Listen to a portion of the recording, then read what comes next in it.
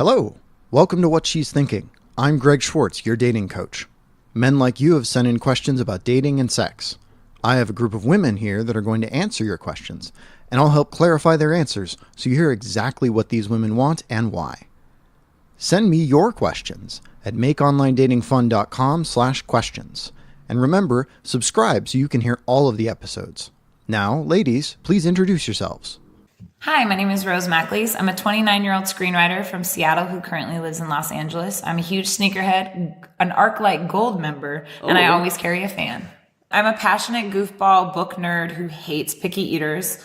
I have commitment issues, but I'll be very honest about it up front.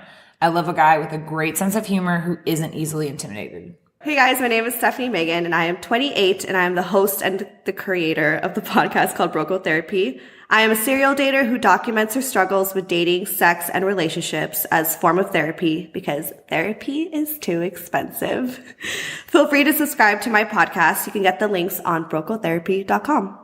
Me on dates and just me in general, like I'm super bubbly. I love to laugh. I'm a serial dater, so I go on a bunch of first dates. I can't really seem to find a match for whatever reason. So I do put myself out there to figure out what it is that I like in a man, what I don't like in a man, and I just have fun while doing it. Me and Rose are definitely, like, we're friends. So we're definitely like, I mean, she's louder than me, but I'm like normal loud. She's just like loud. And, but in general, like we're very strong women who know exactly what we want, but at the same time don't know exactly what we want. So in my case, I don't really know, but like I'm figuring that out. But I'm also like not gonna like settle for any bullshit. And our zodiac signs, I'm an Aquarius. I'm a Scorpio. We travel really well together. Yeah, we live in Los Angeles. And I look at dating as like a fun thing too. It's something I like to do to keep my mind off of life and reality at times. So that's why I enjoy documenting and I create a podcast out of it because of that. How would you like to be approached at work? Have you ever been, and how did that feel? Whoa. By a coworker or by just anyone? Anybody? You know, I would guess they meant coworker, but actually if you've had either one, if you have preferences on either one, go for it. Okay. I guess for me, because I worked in the fashion industry, so there wasn't really plenty of straight men. So I didn't really have much of experience in that. But I think that for me, I would like them to be friends with me first. And then have a little like subtle, like flirtatious, like keep it a mystery a little bit, right? A little something. Yeah. I work in the film industry, so I don't really... People are a little more scared to hit on their coworkers, but I think the friendly aspect of it, like, I think if you make an approach, I would prefer that it be like, if we're out to drinks, like not actually on work, like territory, but like outside of work, maybe at a bar or a party, that seems more comfortable. Gotcha. So like a holiday party. Yeah, like a work party. Holiday. Like something that involves that it's not like, oh my God, like please don't distract me while I'm at work. Like we're at work. This is not a place I'm going to get hit on. But if we go out to drinks or you ask me out to drinks, that would be a good time to do it. I guess for me, it's like befriend me and then say like, oh, let's go grab dinner sometime. And it wouldn't be weird because it's like, oh, we're coworkers. Let's talk about the spreadsheets or whatever. And then from there... Who knows? HR. Hopefully not. Hopefully it doesn't go to that route, but but just in case. Yeah. I think that's the comfortability of it. It's just not to do it at work per se. Yeah. Gotcha. So going to the online side, what are the pros and cons of online dating? And by that, this person's saying more like Plenty of Fish, OkCupid, Match, sort of the more sites. Right. Versus apps. Tinder, Bumble, Coffee Meets Bagel, that kind of thing. Oh, that's a good question. That is. I mean, I think with apps, people are a little bit more disposable. So I would say that's a con. And I think that a pro with a site, I feel like the people there are a little bit, I feel like with sites, you have to try a little harder. Like you really have to build a profile. So if you're going on there, people are taking it a little bit more seriously. Absolutely. Versus like Tinder, Hinge, it's just so easy, you know what I mean? So, which I kind of like. I mean, I think for dating apps, for like relationships, websites. Yeah. Gotcha. If I was trying to find a husband, I would go on a website. I'd be on Match.com in a heartbeat. 100%. Yeah, eHarmony. eHarmony. Pay that like $29.99 a month. Sorry, Netflix. This is where my money is going now. But But I think that's it. And then I think the pros of apps is the fact that I feel like sometimes a quicker response to be like, I feel like on sites you can continue a conversation via email for a longer time, where on an app it's like, okay, let's get drinks tonight, or like, let's just get this over with, or whatnot. Just get this over with. Wow, high expectations. Okay, let's just get this over with. But I think it's the results are a little quicker. Yeah, and I think just as millennials, we're not as patient, so we want things to be fairly quick. Yeah, I mean, not too quick, maybe, but you know what I mean. Quick. Yeah, we just want to match up, meet up with you. That's it. Sniff it out and see what happens. Like, I don't want it to be I'm not trying to write long dissertations and letters. Right. Not trying to have a pen pal. No. Yeah. I just want to meet you in person. Right. Gotcha. Okay. So speaking of sort of dating and, kind of figuring that out, if you're 2 dates in and you still haven't been kissed by him, would you hesitate? Okay, that's a yes. I know, we're like... Yeah, okay. So the question is, would you move on? But I think that's a pretty clear hesitation. But would you be, okay, I'm out? Or what would you do? I would just go with it. I think that it's always kind of different, For me, I feel like as a woman, we kind of give the go to men. You know what I mean? Because I feel like most of the time, men are just down for or whatever, and from what I've experienced. Right. But I think it's kind of for us women to give them the go. So if I'm not kissing you on the second date, I probably am not really interested. Right. The consent factor. Right. But I also think that in the retrospect of it, I actually had this happen when I got home after the second date, and I just texted him. I was like, do you even like me? What's happening? Why haven't you kissed me? Yeah. And he was like, I'm courting you. And I was like, oh wait. Okay, we're so used to the hookup culture. We're like, why don't we have sex yet? Right, it's the second date. Hello. It's the end of the first date. Why are we having sex? Why am I not naked right now? So I think I'm sure he's asking that too, by the way. Yeah. Yes, sure. He's like, wait a second. But I think that's really logical and smart to not kiss. That seems really sweet and kind. But I genuinely would just ask, why haven't you kissed me yet? But I'm also one of those people that I take the first move. I'm always no, this is what I'm signing up for, just to let you know, bro. Yeah. I mean, I've never been through a situation where I was like, why hasn't he kissed me yet? I've just been in situations where I was on the second date or whatever, and I just I didn't want to kiss him, and I realized then that I wasn't interested. So it was really on me and not him. Second date, that's an important one too. That is. So that changes factors. Yeah. Because third date, that's commitment. That is commitment. I was gonna say, because first dates are easy. They're fun. They're fun. You're getting to know them. And second date's okay, we kind of have to get to know each other. What do we talk from here? Now we gotta talk about real questions. What's your relationship with your mom? Exactly. Why did you break up with your ex? Mm-hmm. Why are you single? Yeah. Why are you on Tinder? And then third date, it's we like each other, I think. Damn it. It's just that on the third date. Just damn it. We're so propose. You just propose. Yeah, you just get married. Isn't that easy? That's why I've never been on third date. Me too. I've never been on the third date. That's the proposing date. LA dating is so different than San Francisco. I never knew. I don't know if we're the greatest people to be interviewed right now, actually. I mean, yeah, my podcast, I definitely just show my struggles. So. That's true. But yeah, I would just genuinely ask. Cool. Yeah. Cool. Well, that's definitely heartening to hear, because that's appreciated by the guys, I can tell you. Yeah. Oh, cool. I would like if a guy would ask. I'd be okay with that. I wouldn't think it was weird. No, I wouldn't think it was weird if a guy I would asked think that me, I was "Can really kiss you?" respectful. Yeah. Mm-hmm. And then you have to be respectful with my answer. Yeah, exactly. Yeah. But no doesn't mean never. It just means not ready. right now. Not right now. Yeah, not right now. Yeah. Nice. What kind of aggressiveness do you like in a man, and what kind is scary? It's scary if it's not consensual. Solid. That's anything that's not consensual is aggressive. Exactly. Not a fan of it. Right. Because there's the whole conversation of being choked in the good way. Right. And being choked in the wrong way. Exactly. So there's that.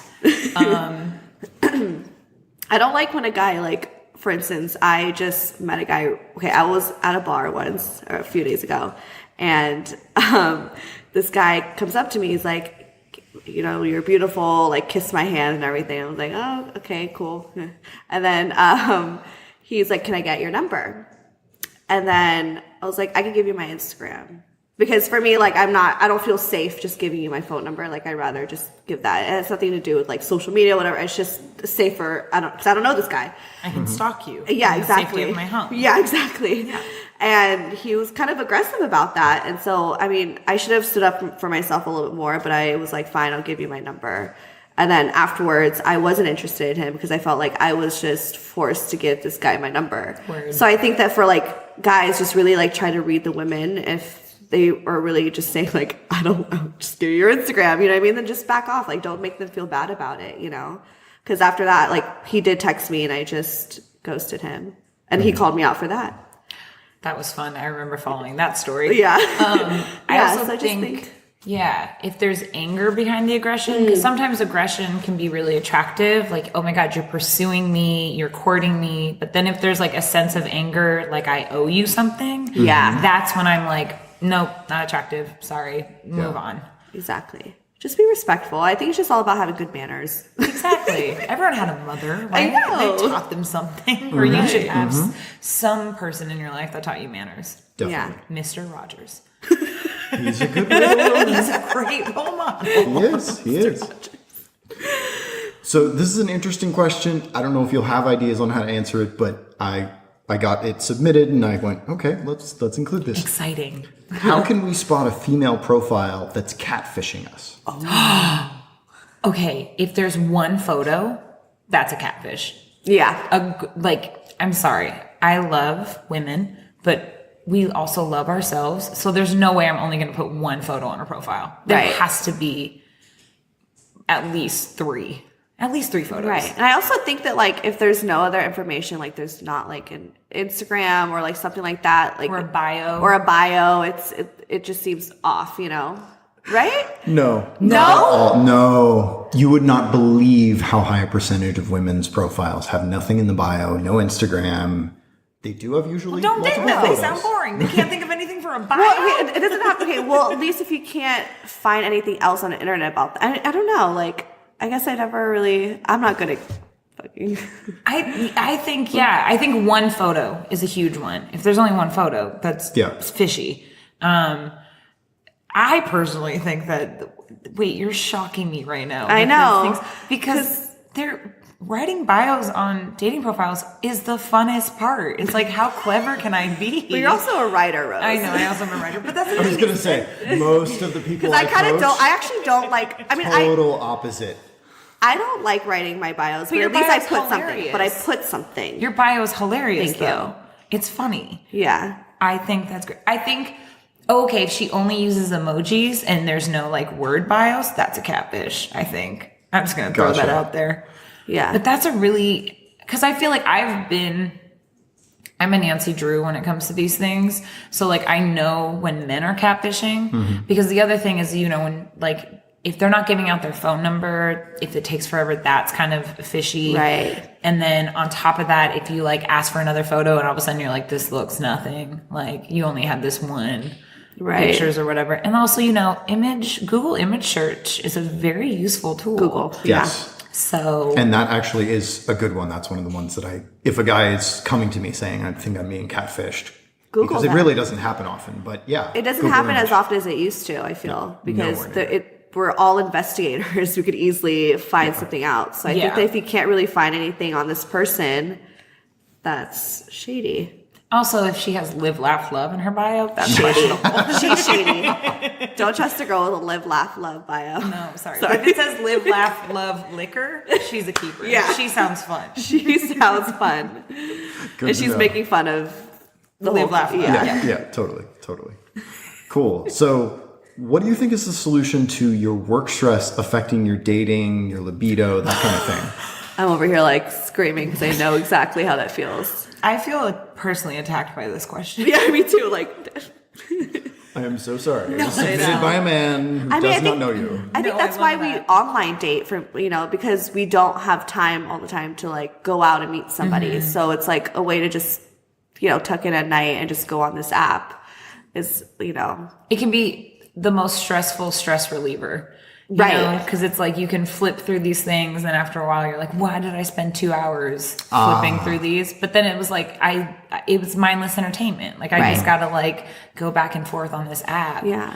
But it does affect, I wouldn't say it affects my libido, because I just got called out for the fact that sex is a great stress reliever for me personally. So for many people, it's not the libido thing. Libido. I just came up with a new word. But I definitely think stress affects my dating, because I have a hard time being like, if a man at work is being sexist or a pig or just rude, I will subconsciously take it out on the dude that I'm talking to in a weird way. I'll be honest with that. And so it's hard for me personally to compartmentalize those kind of relationships. So sometimes it's kind of like, oh, see, I don't like your kind right now. But then being like, okay, chill, take a chill pill. Yeah. But then it's also really nice when I can express that to a dude where I'm like, I'm stressed at work. And he's like, let me help you feel less stress. So that was actually the second half of it. What can men do to help you with that stress that's affecting your dating, affecting your libido, Ice cream. that kind of thing? Ice cream. Ice cream and good sex. I mean, for me, great. For me, I actually, if I'm like stressed with work or life or whatever, sometimes I actually just go on dates just to forget about it. So not that I go on there and like vent to these guys like they're my therapist. But it's like, I try to have fun with them. I get to know them, and I try to just like not think about it. So for me, it's something that I do to just not think about. Yeah, it's mindless entertainment. It's like watching like a blockbuster movie. It's just like, oh, this seems like fun. But I think a blockbuster movie. Wait. Sorry. The online dating is the mindless entertainment, or the dates are the mindless entertainment? Both. Let's be honest, both. Yeah. Interesting. Okay. It's sometimes, it's the most stress reliever. But I also do think offering is a huge, I think that's just like, if I'm like, yo, I'm really stressed, I'm really out of it, and they're like, what can I do to help? Ooh, super sexy. Just ask the question. Yeah. You know what I mean? Shows that you care. I'm like, you care. It shows that you read my text message, or you listened to me on the phone, and you're like, what can I do to make it better? And it's like, where do I begin? Yeah. Because I think even just as like, we're independent, strong women, I would say. But we still like to be taken care of in that aspect. So because we're taking care of everyone else in our lives. Exactly. Right. So we're not prideful to be like, oh no, like don't take care of me. So we do like when a guy is just like, what can I do? We're like, oh. And honestly, just like let me vent for like 3 minutes. Like, just let me just be like, you know what? And don't judge me. Don't try to like act like this is an argument I'm having with you. This is just like an argument I'm not trying to have with you. So I just need it out of my body. Right. And then ice cream for one. Give me a good orgasm. Yes, that's another one. If you want to come over and like put together some IKEA furniture for me, that would be really nice. Even though I love putting together IKEA furniture. Or just like offering something goofy, or a good dad joke is always really good. Like if you just send me something goofy or a meme. Love a good meme. Love a good meme. Yeah. Memes are the new language of millennials. So yeah, I just think that, and then, okay, with the sidebar of that, being careful with the humor though. Like making sure that I'm at least at a level. Because if I tell you I'm stressed and then immediately you hit me with the humor, I'm going to be like, motherfucker, you did not just hear me. Yeah. So it's nice to just offer right off the bat, and then allow me to give an answer, which I think is useful. I agree. And I think for me, sometimes just keep my mind off of it. Let's not even talk about it. Yeah. But also I feel like a lot of women... Just depends. Depends on what I feel like I need at that moment. Yeah. And we all deal with stress differently. And sometimes we're really embarrassed to admit that we're stressful because we have so much to prove. Right. Yeah. And if you can have a dude that just understands that, one, keep him. And two, like really take advantage of that to be like, thank you for understanding that I'm like super stressed right now. Nice. Yeah. Okay. So it sounds like the first thing is just ask, like, what can I do? Yeah. And then from there kind of feel out, is it letting you vent? Is it, ice cream and sex? Orgasms, is it, coming over and doing something silly or building IKEA furniture? Yeah. I think it just depends on the girl. It really does. But for us, sex and ice cream. Sex and ice cream. Awesome. Hot Cheetos. Hot chips. Hot Cheetos. I had hot chips today too. Nice. Okay. So actually going back a little bit. Okay. How would you rate your sex drive sort of compared to the average woman? It's like low, medium, high. That's a 10. Okay, Rose. 1 through 10, however you want to rate it. Mine's really high. I just own Yeah. it. Mine is extremely high. Yeah. I feel like yours is higher than mine. Yes. Like, I feel like my sex drive is like at a 7. I'm definitely like a 9 or 10. You're like a 10 and a half. I'm a 10 and a half. I'm a 10 and a half. You're off the charts here. Because for me, I'm mad single. Like, I'm very single. So that's something that I truly enjoy. It's not like I am addicted to it or need to have it all the time, but like, I'm down. Yeah. You're way more detached than I am because I'm someone that gets attached pretty easily. Mm-hmm. So even though my sex drive is up, like it's difficult for me to find somebody because I'm like, the feeling aspect of it just gets so mixed up. So sometimes that just. Where it's very easy for me to have sex with a guy, forget his name in the middle of it, and just be like, I'm sorry, bro. It's a bad trait, but it's something that I know how healthy it is. Like I've come to terms with how I like handle it and everything. It doesn't affect my day-to-day life, but I definitely have been told and accused by men that I have a very high sex drive. Yeah. Wow. Whatever, I'm good at it. Like, I'm great at it. So when you're ready to have sex with him, when do you prefer talking about your preferences, your desires, like what you want in sex? In bed before sex, while having sex, outside the bedroom, some completely other time? Honestly, all of it. Because I'll talk about what I like in bed even before I have sex with them, and then just to see if they'll do it.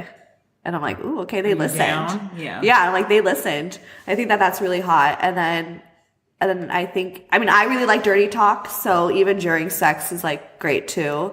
And then afterwards just being like, oh, let's try this, or you know what I mean? So I think all of it's really important to me, honestly. I just like to talk about sex. Yeah, I was about to say, I'm really open about it. So I'll definitely talk about it right off the jump, especially like in the moment. But usually sometimes for me, I don't really dive into it until the second time I hook up with a guy.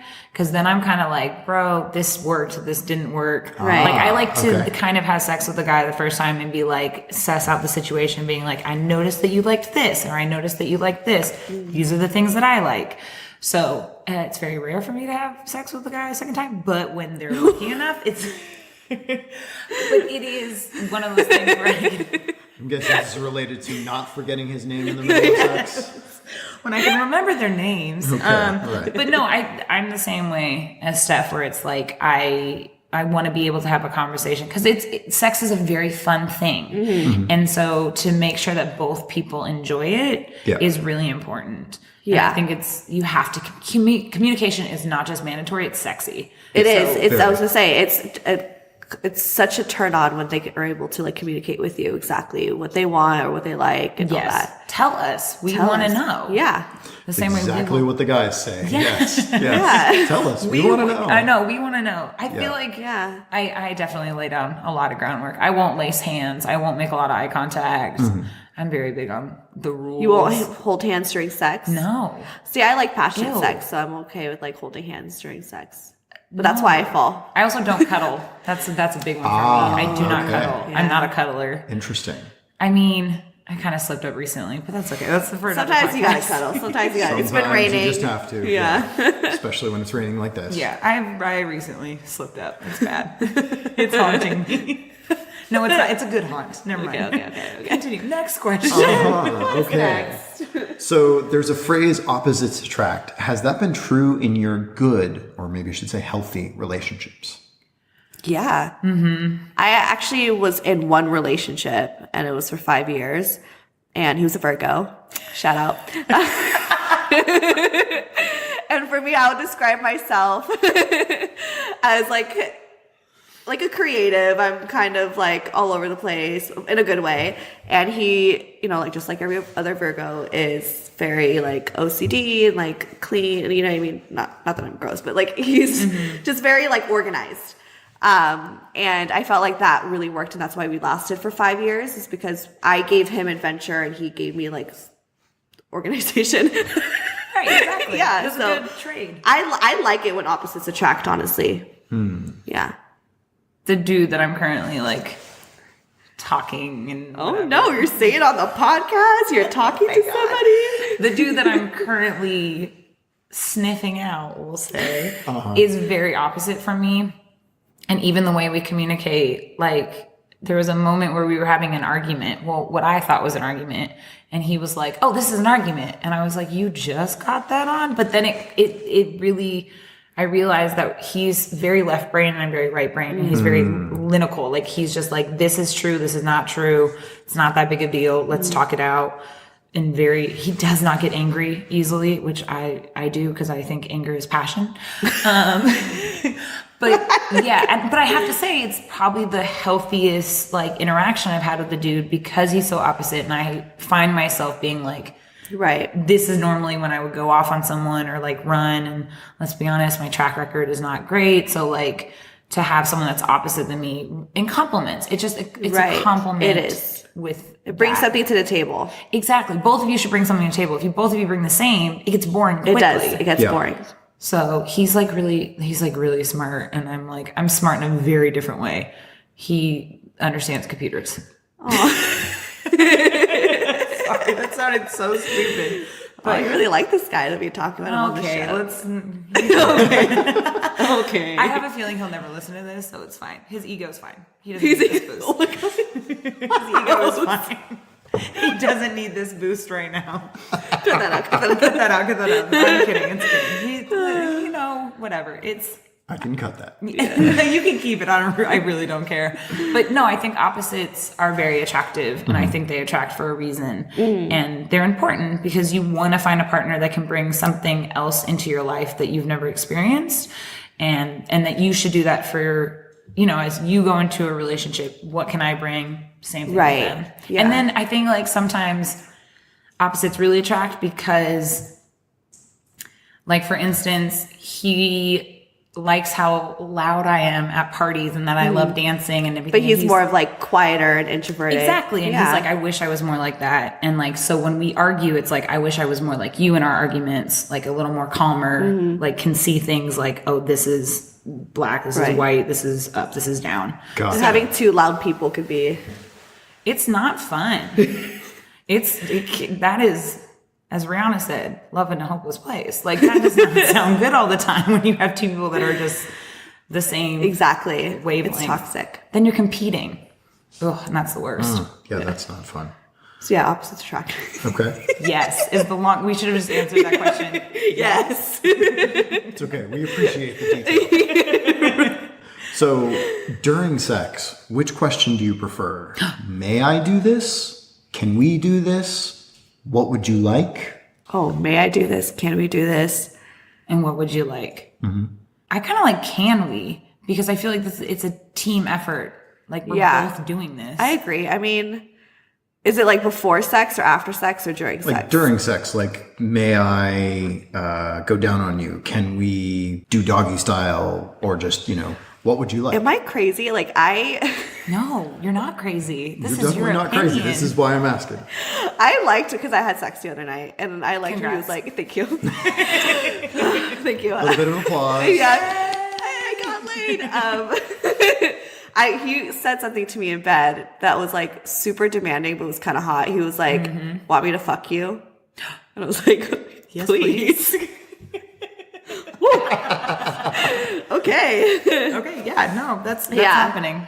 Yeah. But yeah, I think it's the starting conversations. I think there is. But sometimes in sex, it's just like, no, we're doing this. And I'm like, oh, yes, we are. Like, that's kind of pleasurable. You have to sense how you got into the sex. You know what I mean? Like if it was something where you had to make the first move and you had to like make sure that it went comfortably and like you initiated it, obviously do the may I questions. Right. If she jumped on you, ripped your clothes off, is aggressive, then be aggressive back. Like you can sense how you got into the situation. Yeah. I think, just like the aggression, honestly. Can I fuck you? Or like, do you want me to fuck you? I don't know.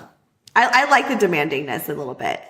That's hot. It works. It does. Yeah. But I think the we one also works too. Yeah. Like, can we do this? Because then it's also like, okay, I feel like that would be good for like a conversation outside the bedroom. Like if something came up, I was like, are you down to do this? Like, can we do this? You know? But I feel like when you're in the moment, like it's just, we're all like fueled up and horny and shit. So we're just like, Formal questions are strange during sex. Yeah, you know what I mean? That's what I'm saying. So like in bed, it's like kind of sexy when it's like, you know, when he's like, take your clothes off. I'm like, yeah. Okay. I mean, obviously if I'm consensual and I'm not just like, okay, obviously not just like.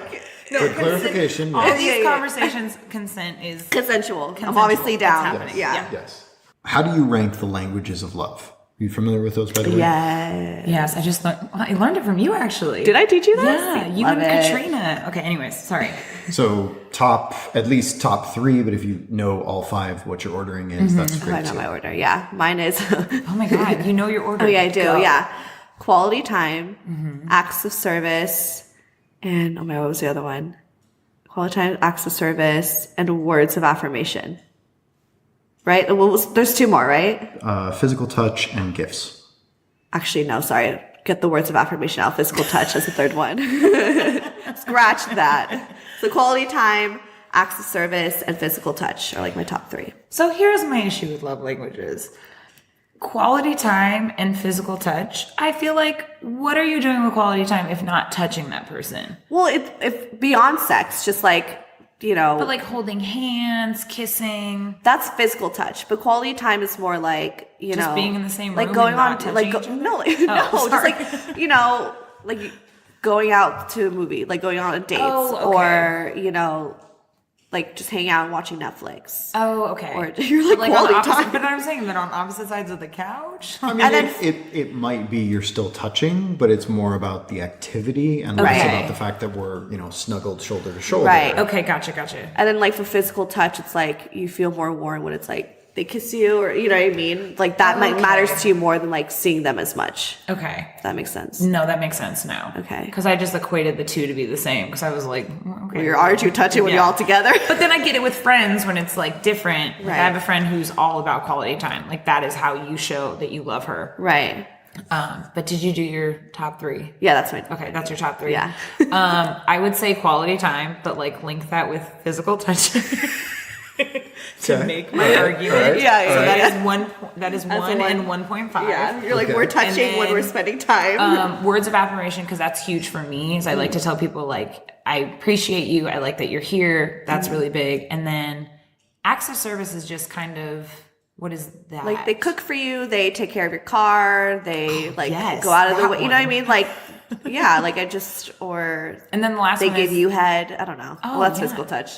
I don't know. I But mean, like, it's a bit of see, both. but yeah, it's a little bit of Okay. both. Yeah. I like how there's a lot of They Venn cater to you. diagrams. I Yes, feel like quite a within bit. this. Okay, I thought there was such like a no this or okay. Venn diagrams are cute. I like those. But it's also not like what you want to receive. It's also what you give too. Like I show that I care through acts of service. Okay. You know, that I'll like, I know you're sick, let me get you soup or something. Like that's how I show I care. So it's not even just like what Gotcha. you want from them. It's both ways. Okay, so I would say quality time / touch, words of affirmation, and then acts of service. I'm not really big on gifts. Me too. I'm not really big on gifts. Yeah. Surprisingly.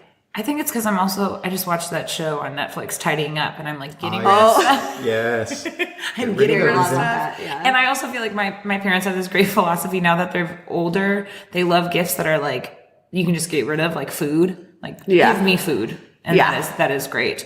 But Exactly. if you're doing an act of cooking me food, there you go. And you like to cook for people. So I that's love to you cook for have like an people. acts of service like type of love.